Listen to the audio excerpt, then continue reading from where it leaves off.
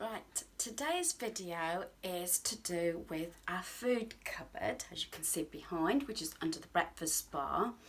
You probably could loosely call it a pantry, but when I think of a pantry, especially on a lot of YouTube videos, I expect something, sort of floor to ceiling sort of thing, or a walking pantry. But basically, I call this our food cupboard. It is as our storage. It's where I keep all our food that is non-perishable. Others obviously in the fridge or in the freezer. And I do have a box that I've started in our dining room that holds any non-perishable bits that I've kept up for Christmas. Now, I did say in the previous video that this is going to be a series of going through our kitchen, how we zone it, how it's used, organised, and just in general. I have different zones from how I use different pieces in our kitchen. And obviously you're supposed to work around the triangle of your sink, cooker and fridge, and it should be in a triangle if it's, a decently designed kitchen. As I said, I am using our kitchen that was the original kitchen from when the home was built. I have said that we have tweaked it. Usually it's supposed to have been short fixes, but we've lasted a good many years. But I try and just be thankful what I've got. And obviously I'll show you what's behind me. So this is actually about the largest cupboard, I would say, in our kitchen for storage. We have got it here and it's on like 2 levels, but I have incorporated over this part, which I will go into more detail in a moment, and I've got these metal sort of shelves. They came from IKEA, and it just gives you that bit more sort of levels, so you're not piling too much on top of each other. That is where I find out that most things gone wrong, and that's what I've learnt through the years, especially with family members, the younger. Sometimes even your partners can have it, and you pull one thing out and the whole lot falls out.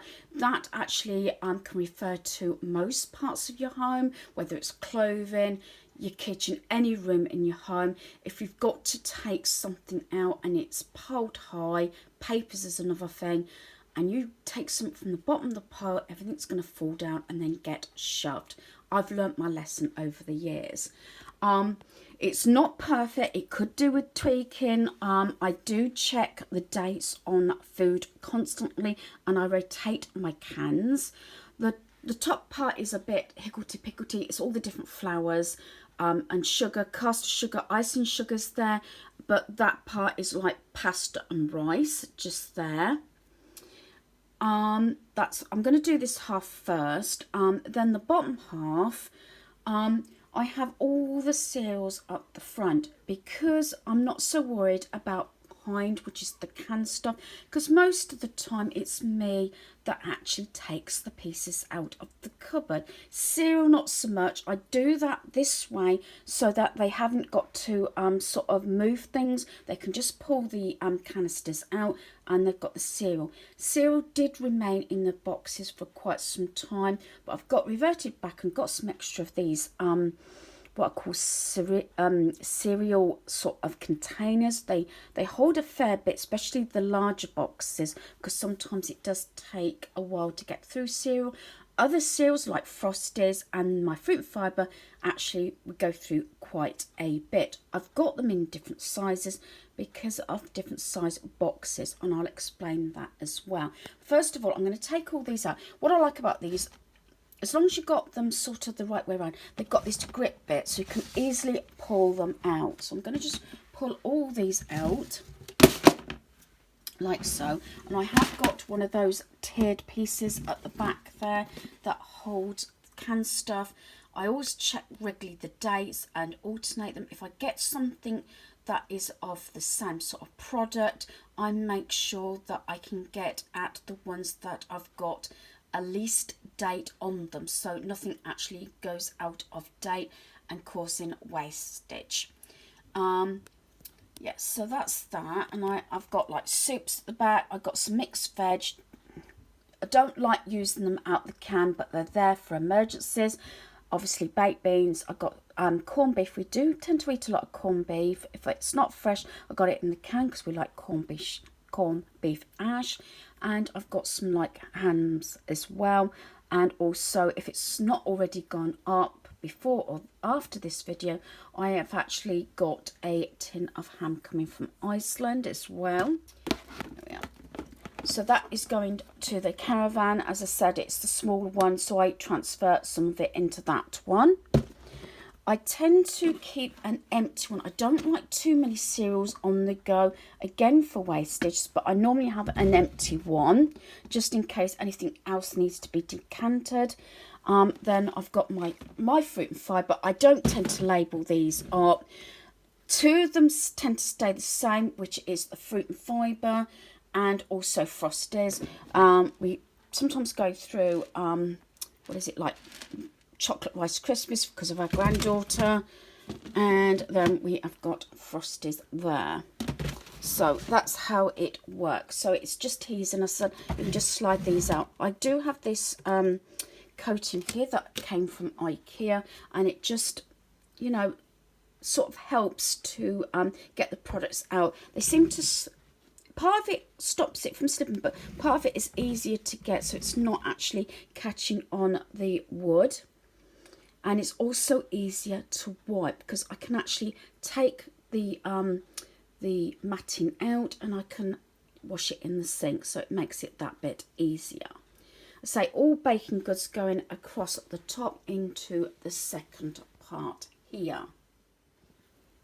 If I do happen to have a cake mix, I normally put it up here. I normally have only one, and I've still got this one to do, this squashes one, because this is hubby's favourite. I have not made the cupcakes, but he likes the lollies and the sweets.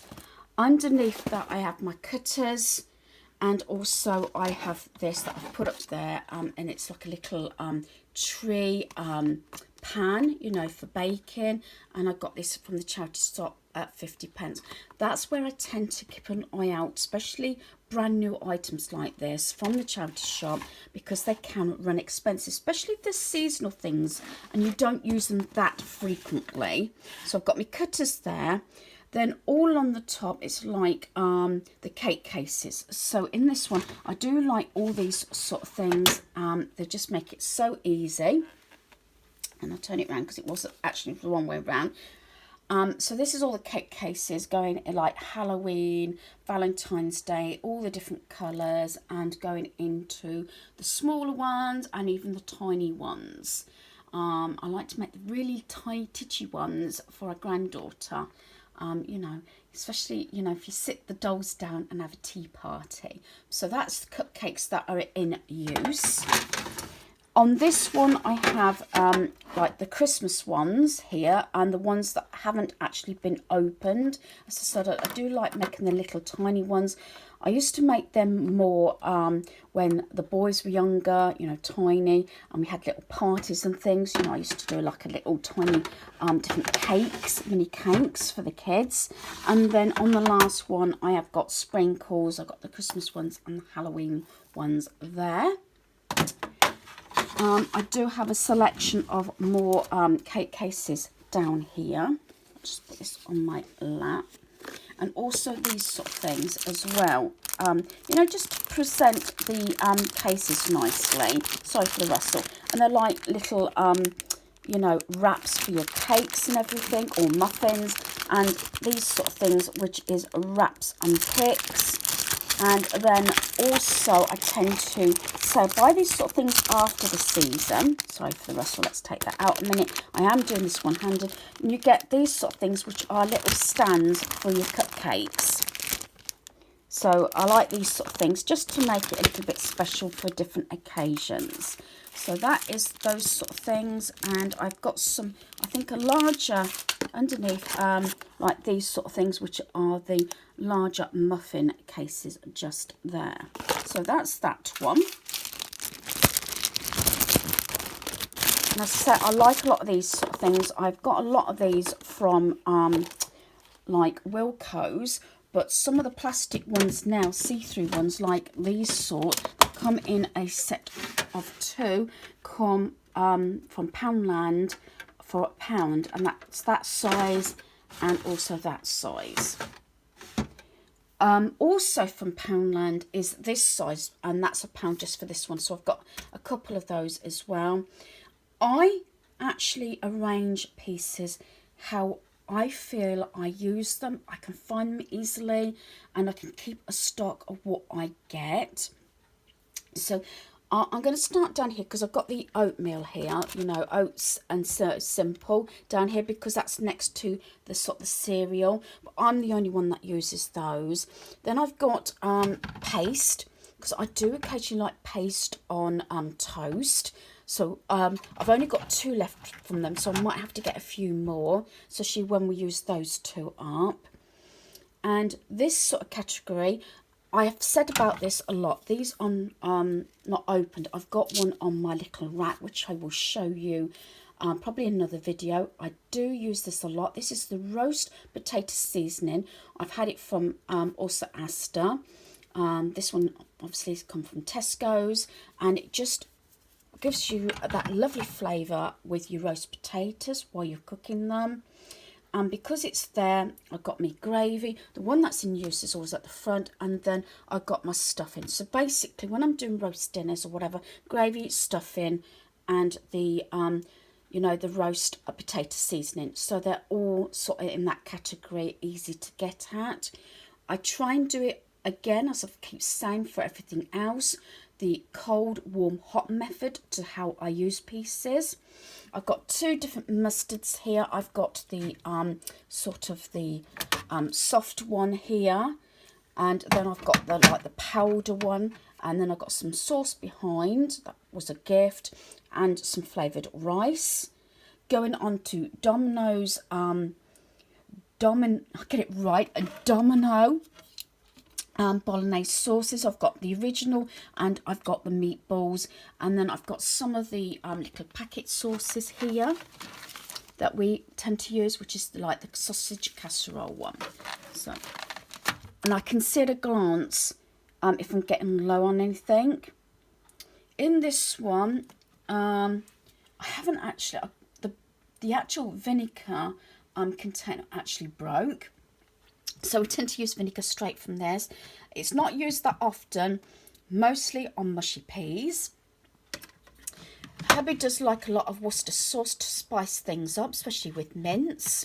We have ordinary salt here. We have sea salt, and also the salt grinder. You grind it, you just twist it, and it's in this top bit to put it on your food. I've also got the black pepper one and the ordinary black pepper there. So I've left those there because, as I said, we use these quite regularly. Then the last tray I've got is this one. Has less used items, which is like the, you know, the toppers for ice cream. So we've got the chocolate one and the strawberry one, and also the golden syrup, which I suppose could actually go in the baking, but I've left it there.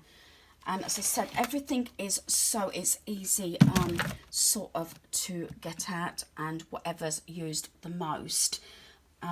Just that it's easy for myself, and it's easier for, you know, family members as well. So hopefully you've enjoyed this video. Thanks for watching. Goodbye.